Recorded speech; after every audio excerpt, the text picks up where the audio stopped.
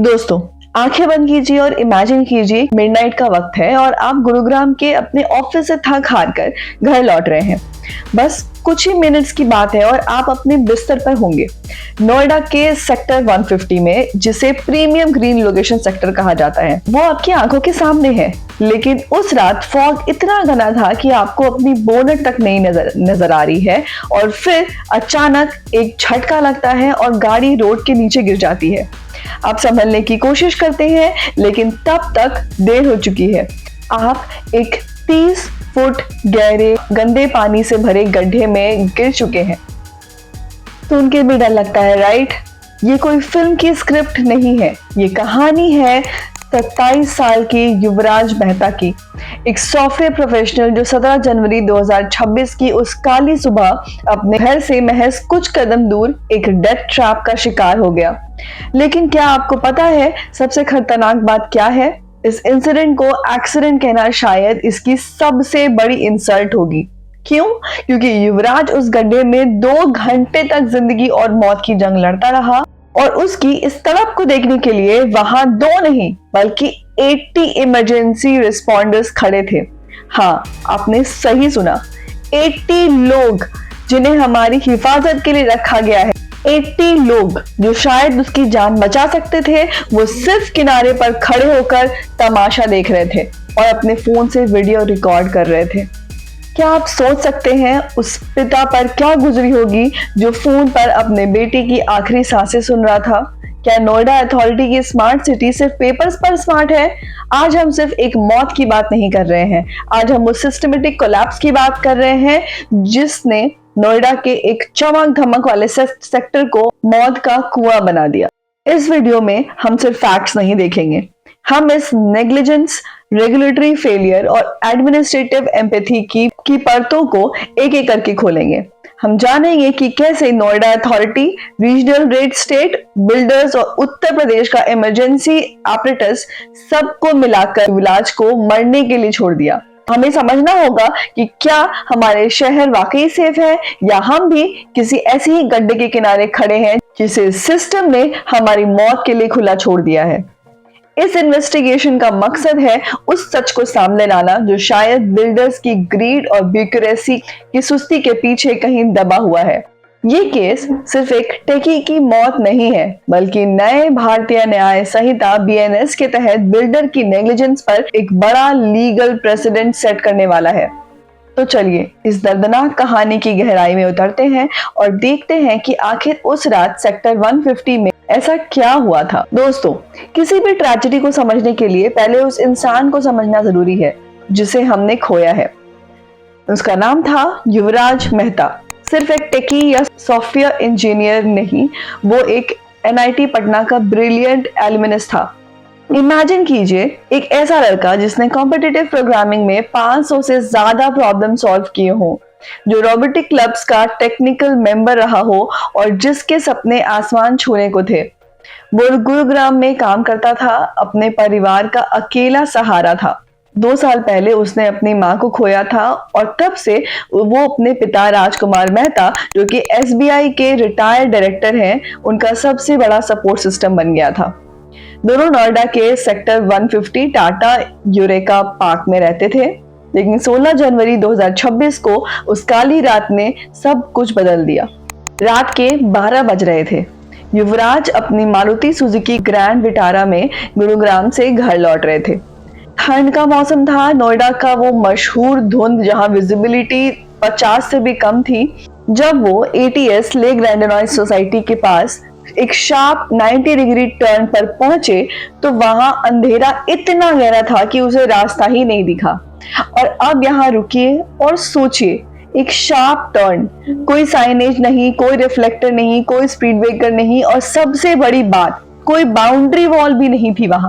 वहां था तो बस एक 30 फुट गहरा गड्ढा जो किसी मॉल के बेसमेंट के लिए खोदा गया था और बरसों से ऐसे ही लवारिस छोड़ा हुआ था।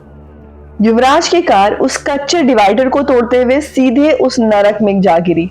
वो गड्ढा सिर्फ गहरा नहीं था, वो स्टेगनेंट रेन वाटर और ड्रेन सेवेज से भरा एक टॉक्सिक लेक बन चुका था। जिसमें लोहे की रॉड्स और गंदी झाड़ियां छुपी थी। अब शुरू होता है वो मौत का काउंटडाउन जो किसी के भी रोंगटे खड़े कर देगा। रात के 12 बजे युवराज की कार गड्ढे में गिरती है और वो घबराया हुआ था। कार पानी में डूब रही है लेकिन वो हिम्मत नहीं हारता है। वो कार की छत पर मींस रूफ पर चढ़ जाता है। 12:06 AM को युवराज अपने पापा को कॉल करता है, पापा बचा लो, मैं डूब रहा हूँ। राजकुमार जी तुरंत कॉल करते हैं अपनी सोसाइटी में। 12:15 AM सिर्फ 9 मिनट में पहली PVR वहां पहुंच जाती है। ऑन पेपर्स ये बहुत फास्ट रिस्पॉन्स है ना।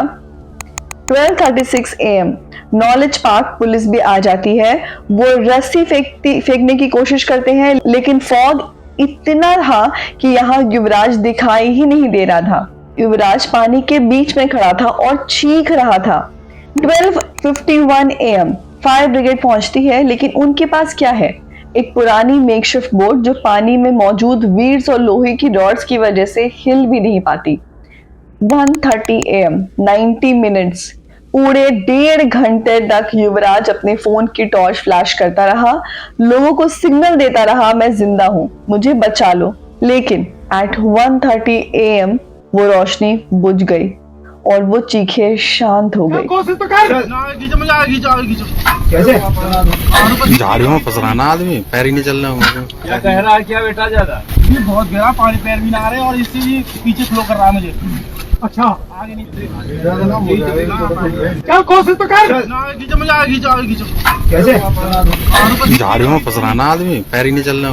क्या कह रहा है क्या बेटा? ज्यादा ये बहुत गहरा पानी, पैर भी ना आ रहे और इससे भी पीछे फ्लो कर रहा है मुझे। क्या आपको पता है NDRF कब पहुंची?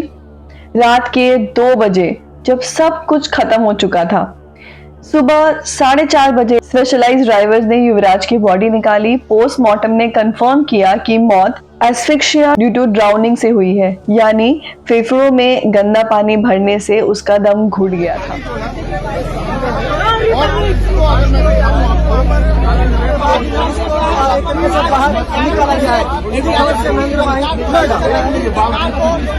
लेकिन सबसे बड़ा सवाल तो अब आता है, क्या ये पहली बार था? नहीं, युवराज की मौत से ठीक 2 हफ्ते पहले 2 जनवरी को एक ट्रक ड्राइवर गुरविंद सिंह भी उसी गड्ढे में गिरा था, पर वो किस्मत वाला था कि पासरबाइज ने उसे बचा लिया। और गुरविंदर सिंह ने बताया कि नोएडा अथॉरिटी के लोग सेफ्टी ठीक करने के बजाय उसे बाउंड्री वॉल के डैमेज के पैसे मांग रहे थे। सोचिए, अगर उस दिन सिस्टम जाग जाता, अगर वहां सिर्फ एक बैरिकेड लगा दिया गया होता, तो क्या आज युवराज हमारे बीच नहीं होता? यह मौत एक एक्सीडेंट नहीं, एक प्लान्ड नेग्लिजेंस थी। यार, जब हम स्मार्ट सिटी की बात करते हैं ना, तो हमें लगता है कि सब कुछ ऑटोमाइज्ड होगा, इमरजेंसी में सिस्टम तुरंत हरकत में आएगी। लेकिन युवराज मेहता के केस ने दिखा दिया कि हमारा सिस्टम कितना खोखला हो चुका है। दोस्तों, अब जो मैं आपको बताने जा रही हूँ ना, उसे सुनकर आपका खून खौल जाएगा। इमेजिन कीजिए, एक 27 साल का लड़का पानी के बीच में खड़ा मौत को सामने देख रहा है। वो चीख रहा है, पापा मुझे बचा लो। और किनारे पर कौन खड़ा है? Noida police, fire department, SDRF और NDRF से मिलाकर 80 ट्रेन रेस्क्यूअर्स। हाँ, पूरे 80 लोग थे वहां। लेकिन पता है वो लोग क्या कर रहे थे? वो सिर्फ खड़े होकर प्रोटोकॉल डिस्कस कर रहे थे। पुलिस कह रही थी कि पानी बहुत ठंडा है, फायर डिपार्टमेंट कह रहा था कि हमारी बोट कचरे में फंस रही है, और SDRF कह रही थी कि हमें स्पेशलाइज्ड ड्राइवर का इंतजार कर रहे हैं। क्या मजाक है ये? एक इंसान की जान जा रही है और आप लोग लोहे की रॉड्स और ठंडे पानी से डर रहे हैं। इसे कहते हैं इंस्टीट्यूशनल पैरालिसिस। जब सिस्टम इतना बड़ा हो जाए कि वो इंसानियत भूलकर सिर्फ पेपर वर्क्स और प्रोसीजर में उलझ जाता है। युवराज के पिता वहां खड़े होकर गिड़गिड़ा रहे थे, लेकिन उन 80 लोगों में से एक भी ऐसा हीरो नहीं निकला जो पानी में कूद सके। उसका वर्ड ये था कि पापा बचा लो, मैं डूब रहा हूँ, अब ये धीरे धीरे गाड़ी डूब रही है, ऐसा वो बोल रहा था। और मैं इधर से उधर दौड़ रहा था पागलों की तरह, कोई उपाय नहीं लग रहा था। जो टीम वहाँ अवेलेबल भी थी, अथॉरिटी की टीम थी, तो वो कुछ कर ही नहीं रही थी। रस्सी फेंकने के अलावा उनके पास कुछ था नहीं साधन, न उनके पास स्विमर था, डाइवर था, और न बोट था ताकि वो बोट से उस तक पहुँच सके, उसको रिकवर कर सके। हमने बोला कि बेटा तुम कहाँ हो, एग्जैक्ट लोकेशन बताओ, तो उसने ऑन कर लिया था मोबाइल का टॉर्च, तो उसे पता चला था कि वो कहाँ पे है। स्ट्रगल स्टार्ट किया 12 बजे से अपने लाइफ के लिए, खुद स्ट्रगल किया और लगभग 2 घंटे तक वो जीवन से जूझता रहा बचने के लिए। अगर उस समय में उसको मदद मिल जाती तो वो बच। लेकिन तभी एंट्री होती है एक ऐसे इंसान की जिसने सिस्टम को आईना दिखा दिया। मोहिंदर सिंह, सिर्फ 26 साल का एक डिलीवरी एग्जीक्यूटिव। उसने जब देखा कि बड़े बड़े ऑफिशियल सिर्फ तमाशा देख रहे हैं तो उसने एक लाइफ जैकेट पहनी और पानी में कूद गया। उसने वो कर दिखाया जो 80 ट्रेन जवान नहीं कर पाए। हालांकि वो युवराज तक नहीं पहुंच पाया क्योंकि तब तक बहुत देर हो चुकी थी, लेकिन उसे सिस्टम की ब्रेवरी की पोल खोल कर दी। क्या नाम है आपका? मोनिंदर है जी।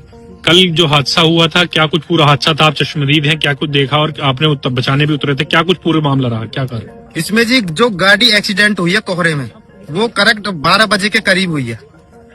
गाड़ी गिरने के बाद पानी में लड़का 1 घंटा से 2 घंटे, लगभग 1 घंटा 45 मिनट तक लड़के ने खूब अपने बचाने की गुहार लगाई है कि भाई मुझे बचा लो, किसी भी तरीके से बचा लो। मौके पे पुलिस भी थी एंड SDRF भी थी और अग्नि विभाग वाले भी थे, फायर ब्रिगेड वाले भी थे। किसी ने उसकी मदद नहीं करी। बोल रहे थे ठंडा पानी है, हम नहीं जाएंगे अंदर, इसमें सरिया है, अंदर हम नहीं जाएंगे। ठीक है जी। इस मौत का जिम्मेदार सच्चाई बताए तो सरकारी महकमा है। ठीक है जी। जब मैं आया हूँ 1:45 पे यहाँ आया हूँ, मैंने आके देखा है तो SDRF वाले सिड्डी पे बैठ के बोल रहे थे कि इसमें ठंडा पानी है, सरिया, हम अंदर नहीं जाएंगे। जो लड़का मुझसे 10 मिनट पहले ही डूबा था, मैं बोला तुम बाहर आओ, मैं जाऊंगा अंदर। वो बाहर आए, मैंने अपने कपड़े उतारे, मेरे कमर पे अपने पर रस्सा बांधा और कम से कम 50 मीटर अंदर गया मैं। और कम से कम 30 मिनट मैंने वो लड़का ढूंढा अंदर इस पानी में, रात 2:45 बजे। 30 मिनट तक मैंने वो लड़का ढूंढा, ना तो मुझे गाड़ी मिली नहीं मुझे लड़का मिला। फिर ढूंढने के बाद मैं आ गया और आपने उसके बाद 5:30 बजे मैं यहाँ से गया हूँ। 5:30 बजे तक नहीं तो लड़का लिखड़ा था, ना ही गाड़ी निकली थी। उसके बाद मैं क्या कहूँ कि मैं तो अपने घर चला गया थी और मुझे कुछ नहीं पता इसके बारे में। और पता है पुलिस ने क्या किया? मोहिंदर ने एलिज किया है कि पुलिस ने उस पर दबाव डाला कि वो एक स्क्रिप्टेड स्टेटमेंट दे जिसमें वो कहे कि पुलिस ने बहुत मेहनत की। सोचिए, एक सिस्टम अपनी गलती सुधारने के बजाय एक गवाह को धमकी दे रहा था। अब सवाल ये उठता है कि ये 30 फुट गहरा मौत का कुआं वहां कैसे आया? इसके पीछे है एक बहुत बड़ा घोटाला, द स्पोर्ट सिटी स्कैम। 2007 में एक सपना दिखाया गया कि नोएडा को इंटरनेशनल स्पोर्टिंग हब बनाएंगे, क्रिकेट स्टेडियम्स, गोल्फ कोर्सेज, सब कुछ होगा। लेकिन 2021 में CAG ऑडिट ने बॉम्ब फोड़ा। पता चला कि ये स्पोर्ट सिटी सिर्फ एक रियल स्टेट की स्पेकुलेटिव साजिश थी। सिस्टम को 9,000 करोड़ का चूना लगाया गया और ये गड्ढा था प्लॉट SC02/A3 और ये इसी प्रोजेक्ट का हिस्सा था। पहले ये लोटस ग्रीन्स का प्लान था, फिर 2019-20 में MG वेस्टाउन को ट्रांसफर हुआ। लेकिन जब नोएडा अथॉरिटी और बिल्डर्स के बीच लीगल लड़ाई शुरू हुई तो उन्होंने इस साइट को बिल्कुल लावारिस छोड़ दिया। 5 साल तक ये गड्ढा वहां खुला रहा। धीरे धीरे इसमें सीवेज और बारिश का पानी भरता गया और ये जहरीला झील बन गया। बिल्डर्स को सिर्फ अपनी पोसेशंस और स्केट होल्डर्स की चिंता थी, रोड पर चलने वाले लोगों की नहीं। लेकिन अब कानून का डंडा चलना शुरू हुआ है। युवराज की मौत के बाद सिस्टम को इतना बड़ा झटका लगा कि उन्हें एक्शन लेना ही पड़ा। अब तक 3 FIRs लॉन्च हो चुकी है और ये कोई आम FIRs नहीं है, इन्हें नए भारतीय न्याय संहिता के तहत रजिस्टर किया गया है। पुलिस ने अभय कुमार जो कि डायरेक्टर हैं MZ वेस्टाउन के, उनको अरेस्ट किया है। साथ ही रवि बंसल और सचिन कंदवाल जो कि लोटस ग्रीन के डायरेक्टर्स हैं, उनको भी अरेस्ट किया है। लेकिन असली विलेन अभी भी फरार है। निर्मल सिंह जो कि लोटस ग्रीन का फाउंडर है, उसके खिलाफ नॉन बेलेबल वारंट इशू हो चुका है और पुलिस उसकी प्रॉपर्टी अटैच करने की तैयारी कर रही है। लेकिन क्या बिल्डर्स को जेल भेजना काफी है? सिस्टम अब जागा है, लेकिन क्या ये सिर्फ दिखावा है या वाकई नोएडा की रोड्स अब स्मार्ट और सेफ बनेंगी? इस इन्वेस्टिगेशन की आखिरी रिजल्ट और सिस्टम ने क्या नए रिफॉर्म्स किए हैं वो हम आगे देखेंगे। दोस्तों, जब युवराज की आखिरी चीख शांत हुई और उसका मोबाइल टॉर्च की रोशनी बुझ गई, तब असली तमाशा शुरू हुआ, सिस्टम के जागने और अपनी गलतियों को छुपाने का। अब हम आते हैं हमारी इन्वेस्टिगेशन के आखिरी और सबसे इंपॉर्टेंट हिस्से पर। ये सिर्फ इस केस का कंक्लूजन नहीं है, बल्कि नोएडा के उस स्मार्ट सिटी टैग पर एक बहुत बड़ा क्वेश्चन मार्क है। क्या युवराज के जाने के बाद वाकई कुछ बदला या सिर्फ चेयर्स चेंज हुई हैं? जब 17 जनवरी की सुबह हुई और युवराज की बॉडी उस गंदे पानी से निकाली गई तो सिर्फ एक पिता का दिल नहीं टूटा, बल्कि पूरे नोएडा का गुस्सा फट पड़ा। लोग रोड पर उतर आए। हर घर में सिर्फ एक ही सवाल था, अगर कल मेरे साथ ऐसा हुआ तो क्या सिस्टम मुझे भी ऐसे मरने के लिए छोड़ देगा? इस गुस्से की गूंज सीधा लखनऊ तक पहुंची। चीफ मिनिस्टर योगी आदित्यनाथ ने तुरंत एक्शन लिया, लेकिन क्या एक्शन? एक्शन वैसा जैसा नोएडा अथॉरिटी ने कभी सोचा भी नहीं था। नोएडा अथॉरिटी के सीईओ लोकेश एम, जो कि बहुत पावरफुल पोजीशन होती है, उन्हें उनकी कुर्सी से तुरंत हटा दिया गया और वेटिंग लिस्ट पर डाल दिया गया। उनकी जगह आई एक नई उम्मीद, IAS कृष्णा कृनेश। इतना ही नहीं, ट्रैफिक सेल के एक जूनियर इंजीनियर को सीधा नौकरी से निकाल दिया गया। लेकिन मेरा सवाल आपसे ये है, क्या सिर्फ 1-2 लोगों को हटा देने से वो 2 घंटे का मौत का खेल माफ हो जाता है? असली सच्चाई तब सामने आई जब SIT स्पेशल इन्वेस्टिगेशन टीम ने पूरी मैराथन इन्वेस्टिगेशन शुरू की। ADG भानु भास्कर के लीडरशिप में ये टीम नोएडा अथॉरिटी के बोर्ड रूम में बैठी और लगातार 8 घंटे तक 100 ऑफिशियल से सवाल जवाब किए। आप इमेजिन कीजिए उस कमरे का माहौल, एक तरफ बड़े बड़े ऑफिशियल्स और दूसरी तरफ मौत का हिसाब मांगती SRT ने जो एक्सपोज किया वो किसी हॉरर फिल्म से कम नहीं था।